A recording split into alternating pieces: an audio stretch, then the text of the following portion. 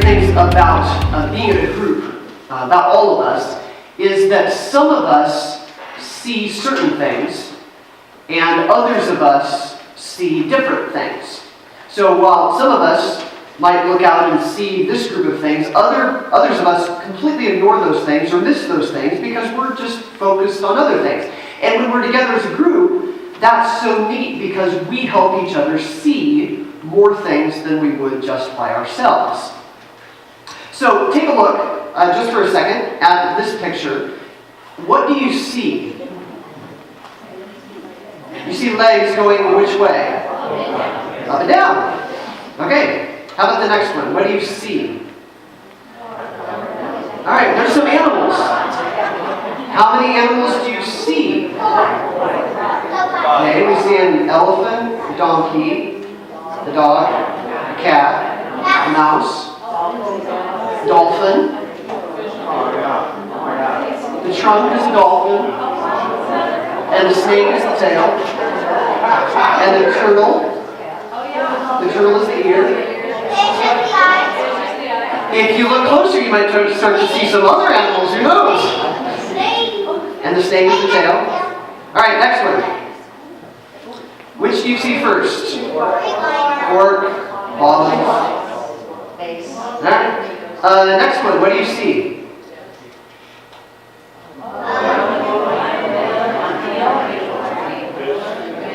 Some people see the trees, some people see the animals. Fish. The fish. All right, last one. What do you see? People. You sure? Candlesticks. People. Candlesticks. Columns. People. So, God is very concerned throughout the Bible with what we see. Go all the way back to Genesis. When God is establishing a relationship with Abraham, or Abram at the time, he said, then the Lord took Abram outside and said to him, look up into the sky and count the stars if you can. That's how many descendants you will have. It was when Abraham saw the thing that God put before him that this birthed in him this vision of what God was going to do. And so when he saw that, all of a sudden, so many different things came alive. Jesus is also very concerned about the things that we see. Jesus famously said, your eye is like a lamp that provides light for your body. When your eye is healthy, your whole body is filled with light. Because the things that we see, the things that we take in, they so affect us. I mean, if we fix our eyes on good things, we're going to be filled with good things. If we fix our eyes on dangerous things, we're going to be fixed on those kinds of things. And so the things that we see so impact what we think about and who we are and how we carry on. Jesus also seemed quite sensitive to people who could not see. People who are blind. There are 3 different people in the Gospels who Jesus heals from blindness. And it's fascinating to see in the Gospels where those stories of Jesus healing from blindness appear. Because if you look at the things that appear before and after those stories of Jesus healing, there's always something else that Jesus is trying to teach that they haven't seen yet. So it's like Jesus is healing this person from blindness because they can't see, and then the next thing he does, he's trying to teach them about something that they can't see with their minds. And it's like Jesus is saying, look, I can do the physical, and guess what? I can do the spiritual, and the why, and the wisdom, and the mind work, and all the other things that help us see with our minds and our hearts. Perhaps most interestingly of all the healing stories is one in particular where Jesus heals this man born blind, and when Jesus asks him, can you see? He kind of says, well, everything's fuzzy. I see the trees, but they're all blurry. And so Jesus again puts mud in his eyes and does the whole routine again, and the guy can then fully see. And the next thing that happens is Peter discovers who Jesus is, but he doesn't fully discover who Jesus is. But he doesn't realize it until later on. So it's like Jesus is saying, hey, you don't fully understand or fully get it, and I'm going to show you a physical picture of this. I mean, Jesus does all this healing stuff to show that he can do so much more, and that seeing and understanding is so critically important to our faith. He's very concerned about what we see. Do we see our relationship with God in the right way? Do we see how we can make wise choices? Do we see through false things so that we can see truth? I mean, do we see God in the way that God really wants to be seen? He's very concerned that we can see. And Jesus is so concerned that he even goes as far as to tell a parable about us being able to see. There was this person who was a leader in his faith. And he had these same kinds of questions. Basically questions about, I want to be able to see, and I think I can see and understand my faith, but I need to be certain. And so he comes to Jesus, and he asks these kinds of questions. I want to truly understand, so what does it take to truly understand? In his language, it's what do I do to inherit eternal life? In our language, it would be, what do I have to do to be in a relationship with God, or what do I have to do to get to heaven, or what do I have to do to make this thing right? He's trying to see how this relationship really works with God. Granted, he's testing Jesus a little bit, but at least he has these questions on his mind. And here's how the conversation goes. One day, an expert in religious law stood up to test Jesus by asking him this question. Teacher, what should I do to inherit eternal life? Jesus replied, what does the law of Moses say? How do you read it? The man answered, you must love the Lord your God with all your heart, all your soul, all your strength, and all your mind, and love your neighbor as yourself. Right, Jesus told him. Do this and you will live. The man wanted to justify his actions, so he asked Jesus, and who's my neighbor? And Jesus replied with a story. So did this guy have the right answer? Yes. Jesus even says, right, do this and you will live. He's totally right on. He got an A, he got an gold star, he got 100% on the test. He was perfectly right because he quoted the center, the foundation of everybody's faith. If you love God completely and you love others completely, then you've got it down. You will inherit eternal life. You've got a relationship with God. That's the basic. That's the big piece of it. And for this guy's perspective, that's what people were talking about. When anybody would answer this question or anybody would ask, this is what they talked about. Because the first part, this love the Lord your God with all your heart, soul, and strength and mind, this was the first line of this prayer that he, as a religious leader and as a faithful Jewish person, would pray morning and night, nearly every day. Sometimes they would pray it even more. So if anything was on the tip of his tongue, it would be this. That of course, in order to be in a relationship with God, or to be right with God, you got to love the Lord your God with everything. You got to love God completely. So this prayer was called the Shema prayer, and it's something that they would pray each day 7 different times. So of course, that was on the forefront of his mind. The second thing that he said about loving your neighbors or loving others completely, that was also a very common thing that people would talk about as far as the foundation of their faith. It's a verse from Leviticus, but it's a verse that people would often pull out and partner with the other one about loving God, and they called these two, they had a name for it. They actually called these two the Great Commandment. Capital G, capital C, Great Commandment. They had a name for this because this was something that they talked about regularly. In order to be in a good place with God, you got to love God completely, and you got to love people completely. Right answer.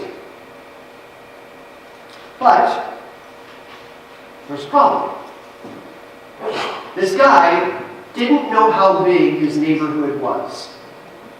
Because he wanted to, in his mind, think his neighborhood was about this big. Because sometimes we don't really want to go outside our neighborhood to be able to love others the way that Leviticus or other places might tell us to. So he asked, well, how far do I have to go? How big is my neighborhood? Who do I actually have to love in order to be in this relationship with God? What's the limit? What's the area? How far do I have to go? This is a familiar story. Probably everybody knows this story. Probably everybody could recite most of this story. So let's look at it and see what we can see. Because remember, Jesus is very concerned about the things that we see.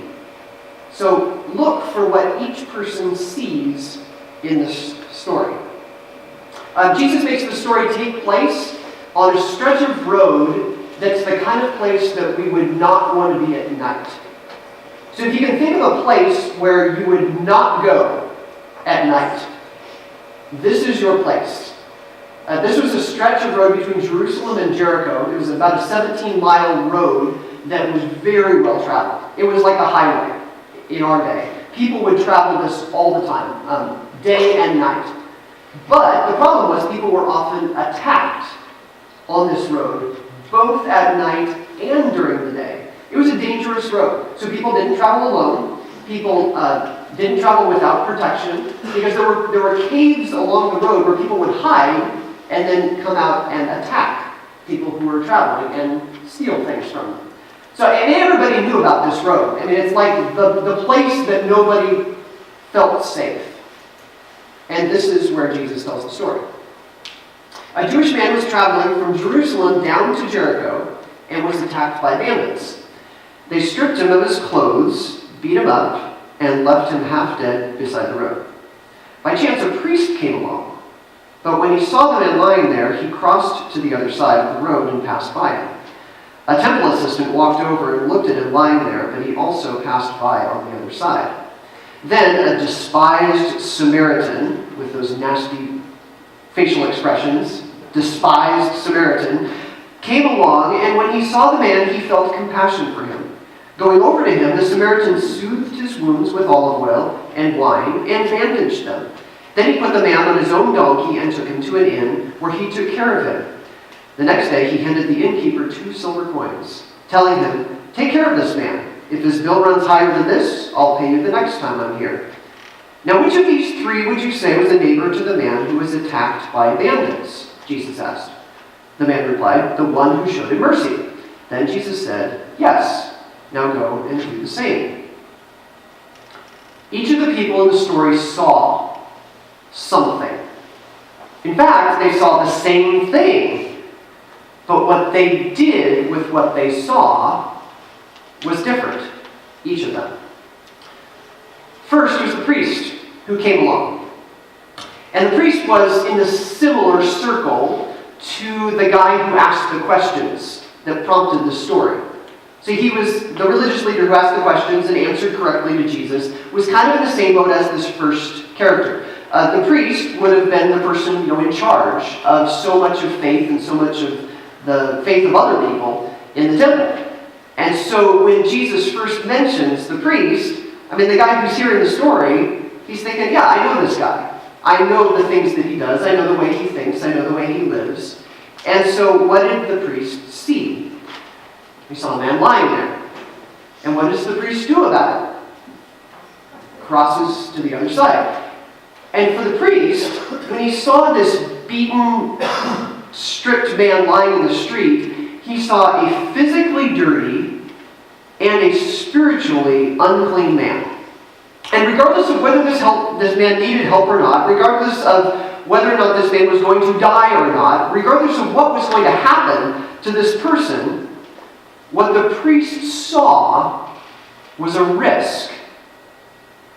And it was a risk to him because he would have to go through so many other things if he was to even touch this guy. Because if you touch somebody who is unclean, or touch somebody who is wounded, or touch somebody in this situation, if a priest did that, he would have so many problems. Because he was in charge of the faith of all these people in the temple, and if he was in charge of that faith, and if he touched somebody who was unclean and had all these problems, then he would have to potentially wash his clothes, but probably burn his clothes. He would probably have to separate himself from his community and make himself spiritually clean again, because he was now unclean. He'd have to go through all this, and then it would disrupt the worship and his leadership and his job. He'd have to take time off. And this was just a huge problem. And it's too much of a risk. So for him, he may have thought, it's not worth the risk. Somebody else will surely come by and help the guy, so I'm just going to cross over to the other side. So he saw a risk.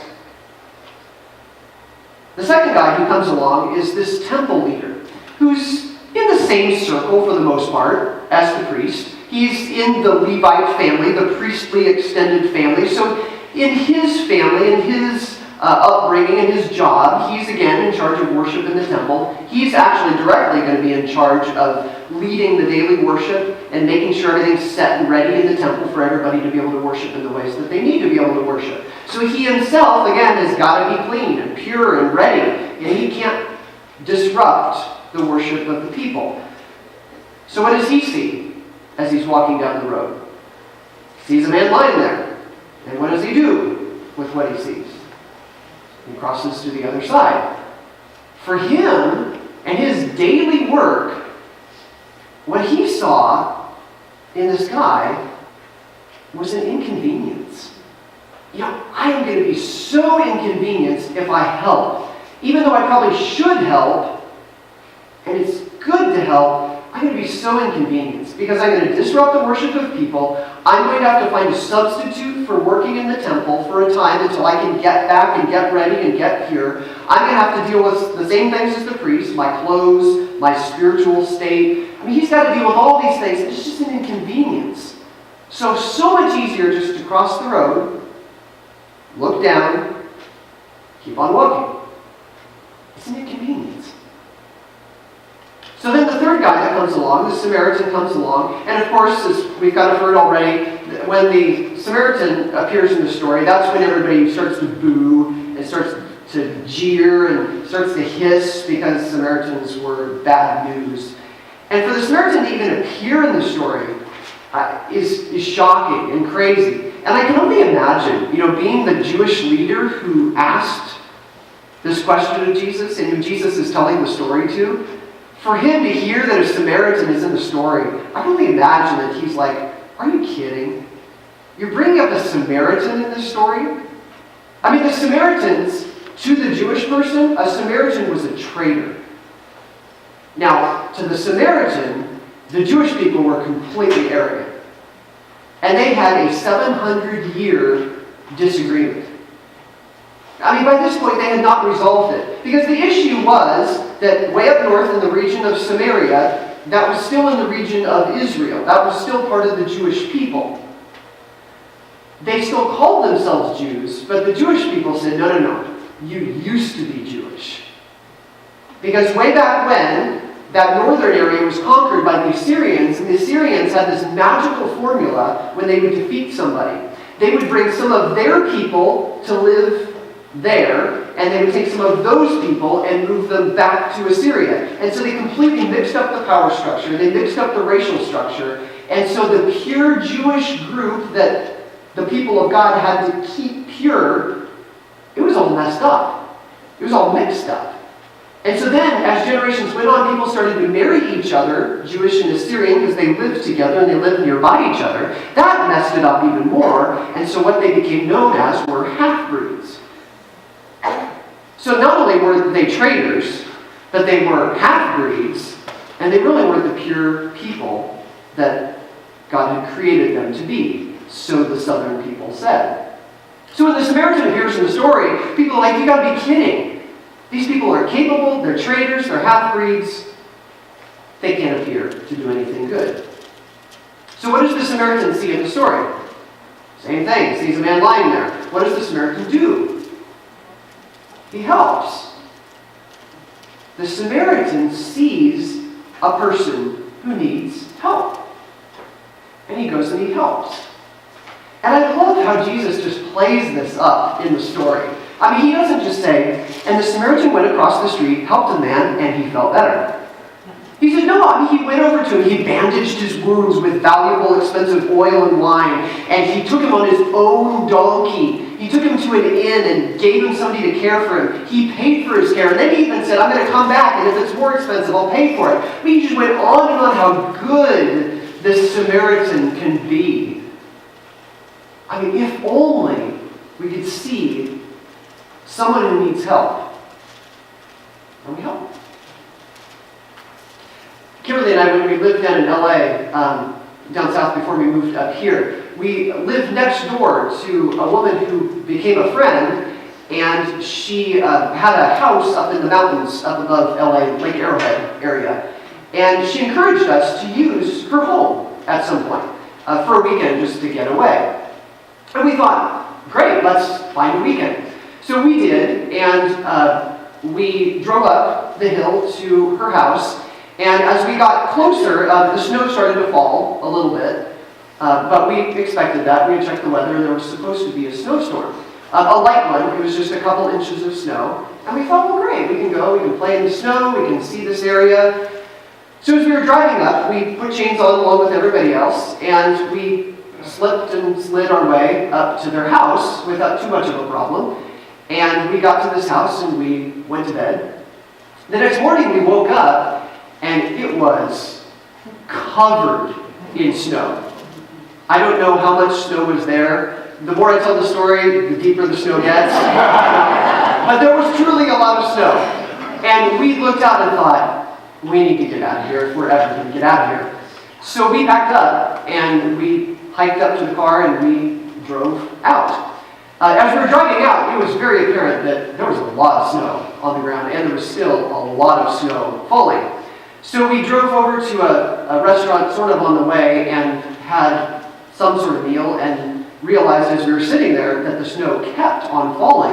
Thought, I don't know, we got to get out of here. So we jumped in the car and we drove out to the highway that kind of traverses the mountain, and you can go up both sides and then there's a traversing highway. We were right in the middle. So we decided to go this way, and there were not very many cars on the road and a lot of snow and no snow plows.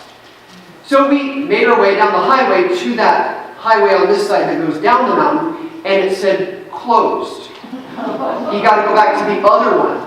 And it's like, I don't know, 12 miles or something like that between the two. So we thought, okay. So we go back that way, and seriously, we're like this, trying to see what's ahead. And I think the road's there. We kept pointing out where we thought the road was as we were going. At one point, there was a large truck, a lot taller than us, who passed us, who seemed to know where he was going, and he had big tires, and we thought, let's follow him.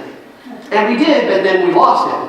And so we were on our own again, just complete whiteout, trying to find our way. It was so hard to see. And Jesus is so concerned that we are able to see, to see through the things that are false, to see through the things that are wastes of time, to see through the people that are not real, but to truly see the places where God is calling us to serve. To see the places where we can use the gifts that God has given us. I mean, amazing gifts. So many of you see so well. You see the people who are truly in need and you help them in genuine ways. And so many of you are able to see truth from a lie and call it out. What if we were able to see without distraction so that we can see exactly who God is, exactly who we're called to be, and exactly the places where God is calling us to serve? I mean, I feel like that is so much a part of what the kids were learning in the after-school Bible club. They were learning about the fruit of the Spirit. How to see and how to live with kindness and joy and generosity and goodness and faithfulness and self-control and all the fruit of the Spirit. How could they see through all the different ways that they could decide to live, but how could they live that way? I mean, what if we were all able to be undistracted, to be able to see the ways that God calls us to live? Let's pray.